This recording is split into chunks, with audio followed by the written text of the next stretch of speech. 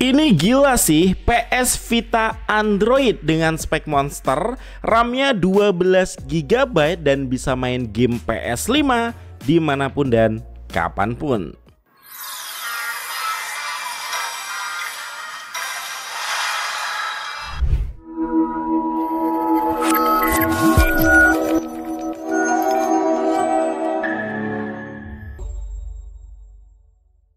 Hai guys, dengan saya Ade. Jadi video kali ini kita mau ngebahas sebuah handheld gaming yang pasti ini akan jadi favoritku nih di tahun 2025 ini.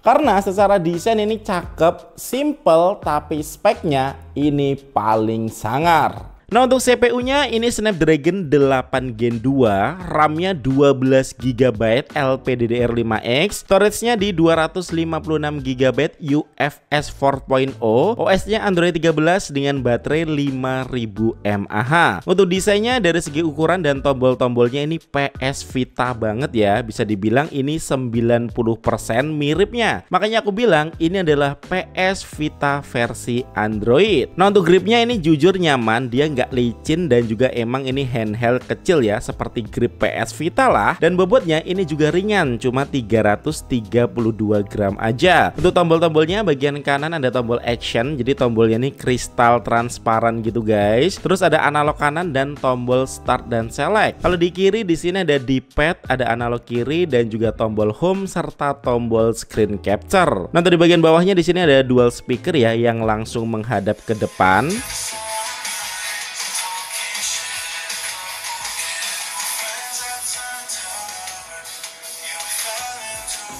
Dan terlihat juga ada tombol L1 dan R1 yang juga transparan. Nah, kalau bagian atas di sini ada trigger ya, L2 dan R2 yang ini analog. Dimana untuk triggernya ini ukurannya pas ya sama jari telunjuk. Dan lanjut untuk bagian atas di sini juga ada tombol power dan volume, ada port micro HDMI dan juga ada slot micro SD juga kalau mau nambah storage. Sedangkan di bagian bawah di sini ada USB-C port sama audio jack 3,5 mm.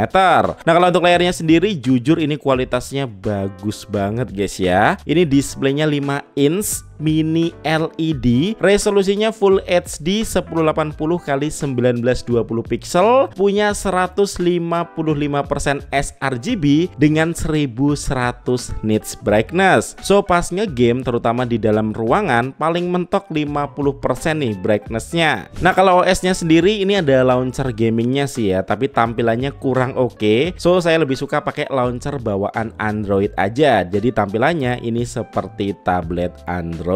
Dan ya, ini bisa main apa aja. Yuk, langsung aja kita tes. Nah, pertama kita tes untuk emulator retro menggunakan RetroArch. Dengan spek sesangar ini, main emulator NES, SNES, GBA dan kawan-kawan tentu aja lancar, enteng banget bro.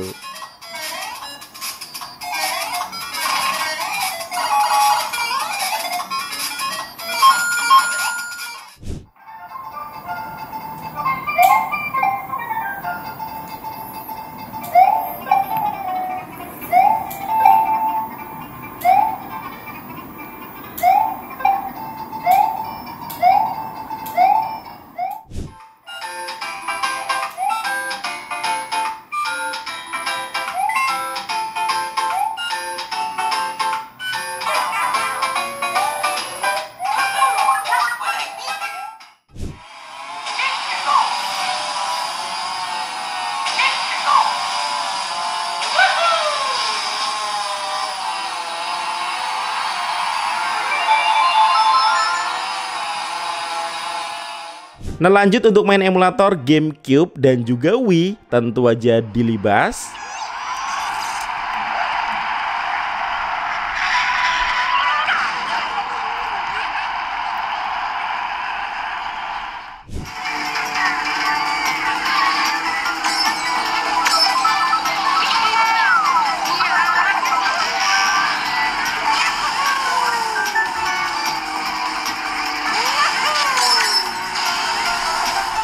Kalau untuk PSP dengan rendering resolusi 2 kali pun main God of War ini lancar jaya.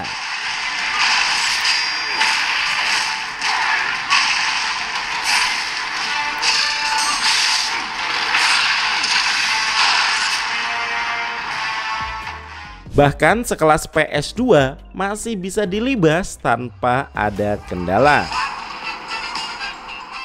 Nah, kalau untuk emulator PS Vita dimainin bener-bener aman, gak ada kendala. Jujur berasa banget nostalgia ya. Berasa main pakai PS Vita tapi feel-nya lebih modern. Kalaupun ada game PS Vita yang gak lancar, bukan karena hardware ya pastinya, tapi karena software emulator PS Vita yang sampai sekarang emang belum bisa mainin lancar semua gamenya.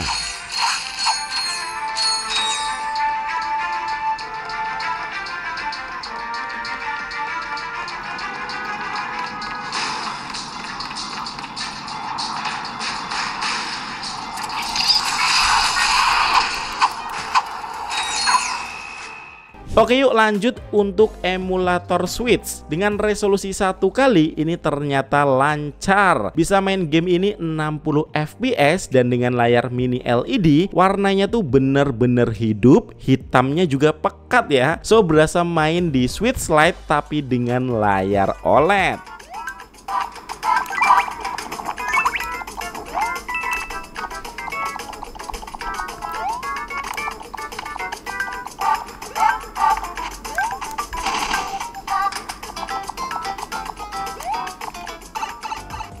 Ya, kalaupun pas main Switch ada game yang berjalan di 30 fps, ini karena emang gamenya ya seperti Kirby Forgotten Land, ini emang gamenya cuma bisa jalan di 30 fps.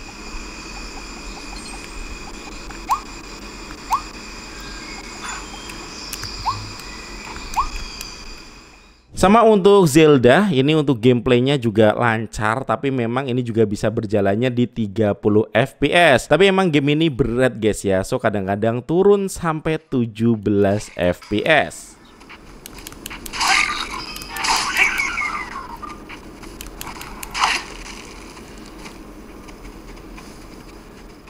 Kalau untuk game-game Mario ya, ini baru lancar 60 fps dan dengan speaker yang langsung menghadap ke depan, ini asli enak suaranya, langsung nembak ke telinga dengan kualitas suara yang ini udah mantap.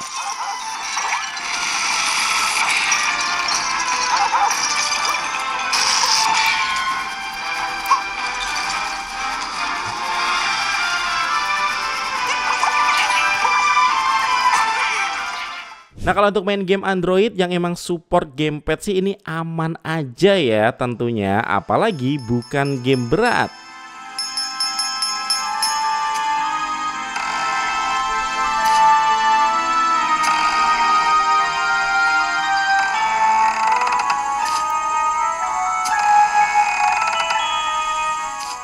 Ya, kalaupun game berat seperti Genshin Impact ternyata juga masih aman dimainin dengan grafis high. Ini lancar di 60 fps ya, dan tentu aja Genshin Impact tuh nggak support gamepad, tapi kita bisa mapping ya untuk tombol-tombolnya.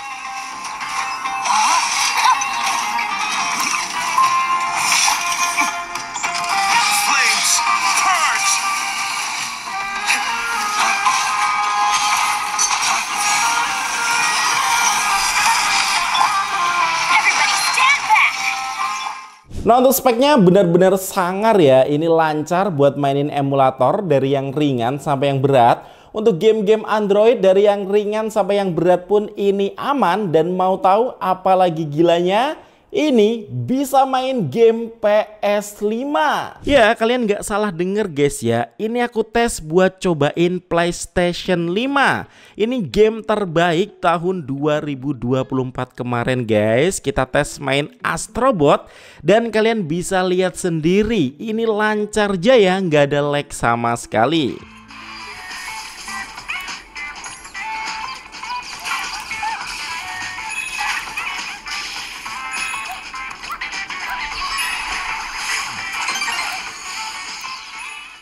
Dan bukan cuman itu, ini juga bisa lancar main game Steam ya. Ini aku tes Black Myth Wukong. Gila.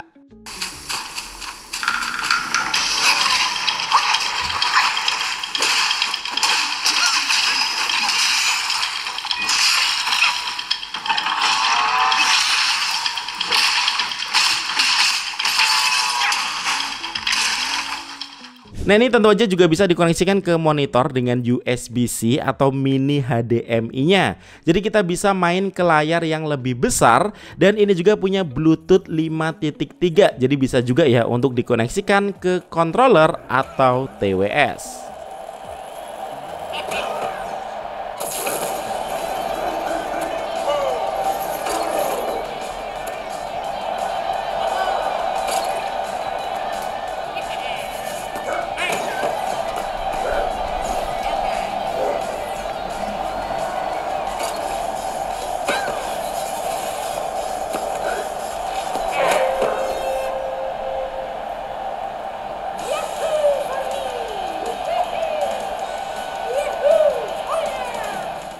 Nah, untuk daya tahan baterai 5000 mAh-nya ini tergantung penggunaan ya. Kalau cuma main untuk emulator retro ini bisa sampai 12 jam lebih. Sedangkan kalau untuk main emulator Switch ini cuma bertahan 4 jam lebih ya. Kalau untuk main Genshin Impact ini cuma 2 jam lebih. Nah, untuk suhunya sendiri pas gaming main Genshin Impact sejam mode performa 60 fps. Bagian belakang di kipasnya ini dingin ya di 31 derajat Celcius.